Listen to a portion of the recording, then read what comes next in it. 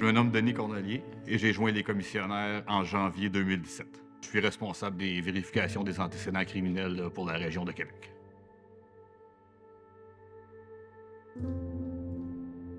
Dans les forces, mon métier était opérateur de transmission.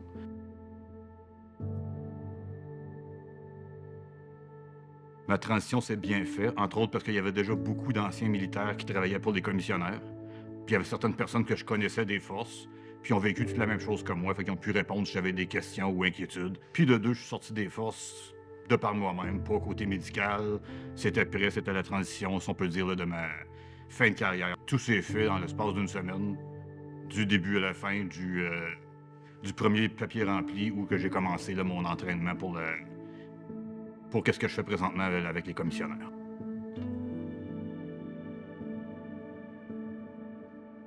Dans mon rôle actuel chez les commissionnaires, qu'est-ce que j'aime? C'est le contact direct avec les clients que j'ai à tous les jours. Dans mes tâches, moi, je donne du service direct aux clients qui se présentent sur place. Fait que ce que j'aime, c'est répondre à leurs interrogations, les guider, etc.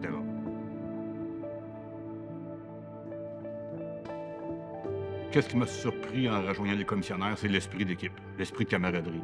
Comme exemple, c'est que dans mon département à moi, je travaillais directement quand je suis arrivé avec des anciens des forces. Fait que c'est disons, c'est le processus naturel qui s'est fait, qu'on avait les mêmes choses en commun.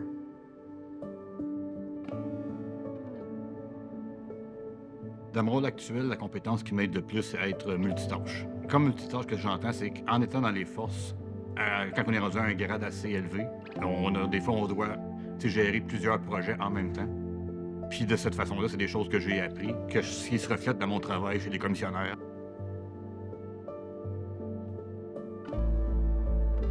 La similitude entre mon travail que je faisais dans les forces et mon travail chez les commissionnaires est que, dans le fond, il faut être bon, excellent pédagogue. Il faut être capable de donner des explications, un peu vulgariser, être capable de bien s'exprimer pour mettre le client en confiance, puis lui expliquer directement qu'est-ce qui va se passer sans rentrer dans les termes trop techniques.